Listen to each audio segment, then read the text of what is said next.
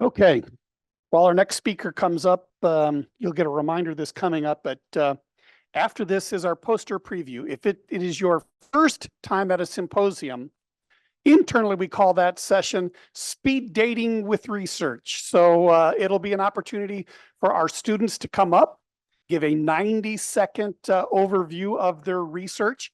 It is good for the students because it teaches them to be concise, to tell you why you want to learn about their research. Two, it will give you, those who are going to the poster session, to know that's research I'm really interested in knowing. That sounds like cool research, but that doesn't apply to my area, because you probably don't have enough time to see all 60 of the research posters that will be in that in the poster session. So stick around after this talk for the poster preview with our students. And now our next session is actually called a course preview.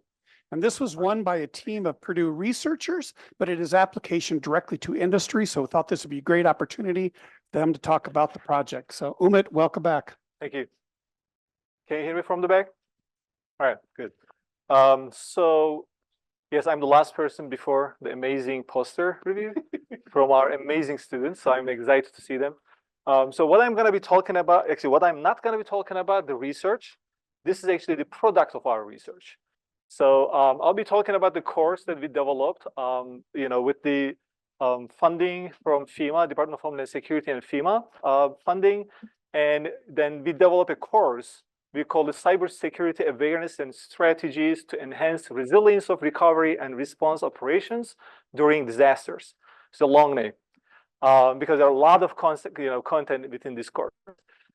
So if you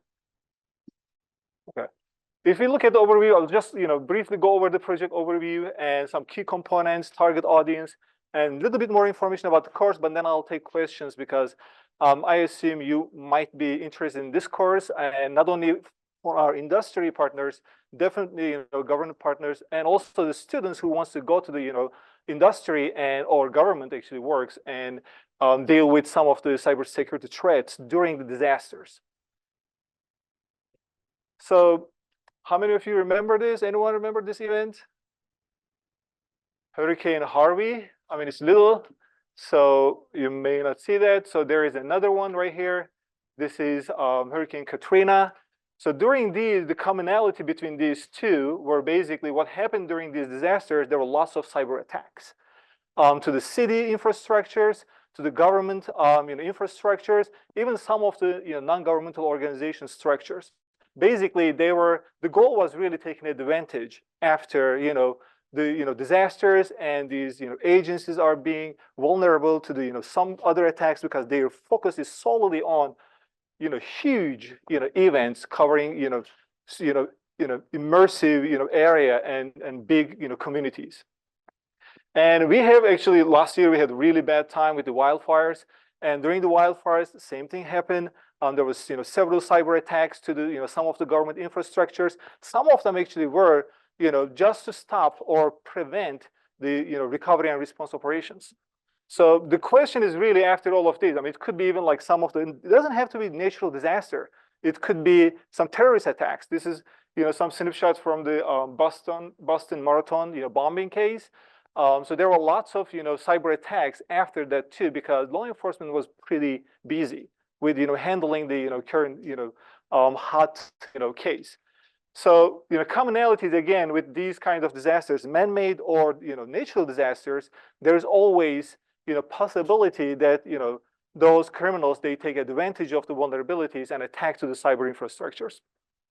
So then this is our project. What was the goal was, so there are my colleagues, Mr. Akhtere, Eric Dietz, and myself, and Jean Coxis from Purdue. And we also collaborated with our partners from Texas A&M, TEEX. They actually offer a lot of courses. And on the federal, working with the FEMA, they offer a lot of courses and certifications on the response, recovery, mitigation, and so many various operations during the disasters. So we wanted to collaborate with them to offer this one of its kind, because this is the first ever VR course that was approved by FEMA and is being actually now hosted on our servers and being delivered to the potential students or participants. So the goal was really to create the innovative virtual reality-based training program. And not only virtual-based, we also have the web-based version of this program to make sure that the public safety officials, particularly those who are in the position of making decisions. So this course is a management level course, which requires no prerequisites. So anyone who is making decisions on some of the recovery response operations during disasters, here's the course that actually covers the cybersecurity component of those recovery and response operations. So some of the other details, there was 4 years of project, 1.5 million, that was the award. And we originally called it CRAVRE, very short version of the course. That's actually also on some of the websites that you might find that you can take the course. So some of the key components, as I said, there are 2 versions of this course, web-based and VR-based. Just so you know, tomorrow we are going to have my lab's desk on the other side, and we are going to bring some VR sets. You can test the course in the VR environment and see how it looks like. The web-based version is accessible. It's 801 compliant, so accessibility is fully covered. Those who would like to switch between the platforms during the training, they can do that, because some people might have some motion sicknesses with the VR, and they can immediately turn into the VR from VR to the web-based and continue on their training without any breaks. So it uses state-of-the-art AI techniques to adapt based on the learners' needs. What this means, throughout the training, we ask questions. In the middle of the modules, we ask questions, and at the end of each module, we have a large incident-based, some of the real-life case scenarios, and they take part of that incidents. And when we are asking these questions based on the students' answers, there is a developed AI model which actually moves the student back if they make some certain mistakes, so that they can actually go back to certain content and review their learning, and then jump back to the later point, so the learning can be actually concrete. So it's a self-paced course. There's 120 days that you can start your course, and then in 120 days you can complete. Total of 5.5 hours. It is not really too long compared to other courses, but which provides quite a bit of a content which will make the decision makers more knowledgeable about the cyber components of the response and recovery operations during the disasters. More importantly, it's free. That's part of it. So I can't emphasize this more. This is funded by FEMA, and definitely FEMA, Department of Homeland Security. We want this to be taken. We want this to be taken advantage of and being used and being successful. We have been actually recruiting quite a bit of students. Our system is very robust and scalable. It can handle thousands of students at the same time, thanks to TEACS. They have this infrastructure and background. So we have received no concerns from the participants. It's been actually going great. So please take advantage of this free course in any form. Wow, that was fast. So these are some of the leaders or some of the stakeholders that we were just envisioning could take this course and benefit from this course. So when we were working on the course development, Purdy is being the cybersecurity expert. Myself and my colleague Jean Coxis, we have been being the cybersecurity experts on this. So we also work with 6 different experts from the natural disasters perspective. So they had the skill set, the fire marshals, the law enforcement. We work with the people at the administration levels, and we wanted to make sure the content is not something that academics usually do, and it's not really applied to everyone.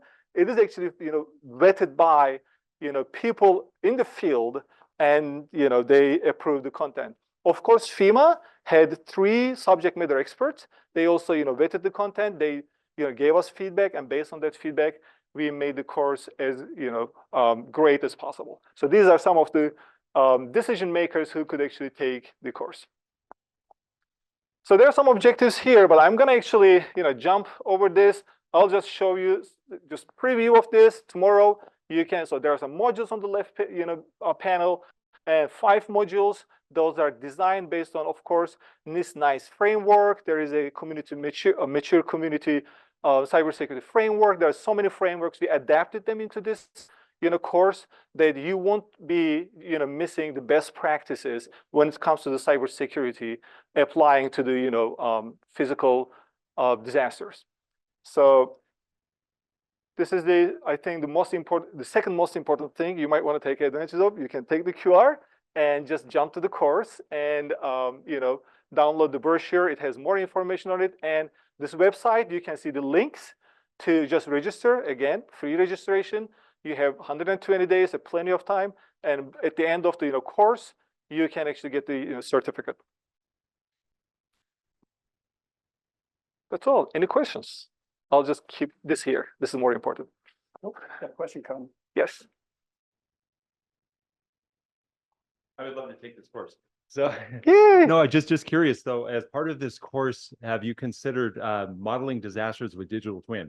So in the digital twin consortium, there's actually an expert working group that is taking historical data, prior knowledge, modeling disasters, and then building into that predictive capability with different weather conditions. So yeah, it'd be fascinating to. Yeah, we haven't used that, but I mean that could have been great. So again, we have been working on this since 2019. So just curious. that could be actually a great extension of the next course. Great. Yes. We'll talk in the future. Yes, Thanks. I'm a absolutely. broken record on digital twin. Okay. Good afternoon. Thank you so much, Dan Gold, HP Inc. Unfortunately, I was the chief academic officer in Broward County Public Schools in 2018 when the Parkland tragedy happened. And I will tell you that we were the subject of numerous cyber attacks just because we were the school district associated with that incident. Right? It's almost as if we were the headline and that directed cyber attacks to come in. We were victimized in different ways.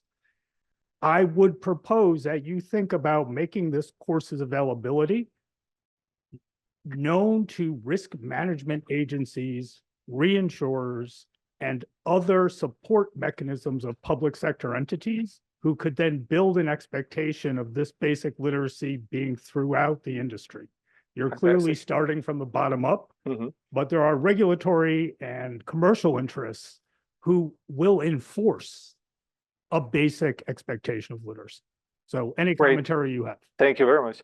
I mean, so we have considered some of the, school administrations for this, model as well, because this nice framework is a general, framework, the adaptive to pretty much like, any level of, technologies involved in cyber, so, I mean, that could be great. That could partially, it could be beneficial, for the, higher level decision makers as well. So we considered most of the time those who are in the incident command post making decisions, because that was what at the time FEMA was. High level people to expect the middleware Yes. to undergo the course. Yeah. I'm simply trying to cascade the expectation. Yeah. I mean, I totally agree. That would be great. So, I mean, we could definitely consider this for, future courses. And again, FEMA is excited to see the feedback from the participants because we are going to be sharing that information with FEMA. And they are also excited that, we have this, opportunity. There are so many different, very technical courses available, throughout the, other nations, course, offers. There are many, coalitions for this, but this is the one of its kind, really, including the VR. And for the, middle level, who is making decisions, doesn't have the technical expertise. Yeah. Do we have time? About 2 minutes? Great, thank you. All right, thank you. Thanks.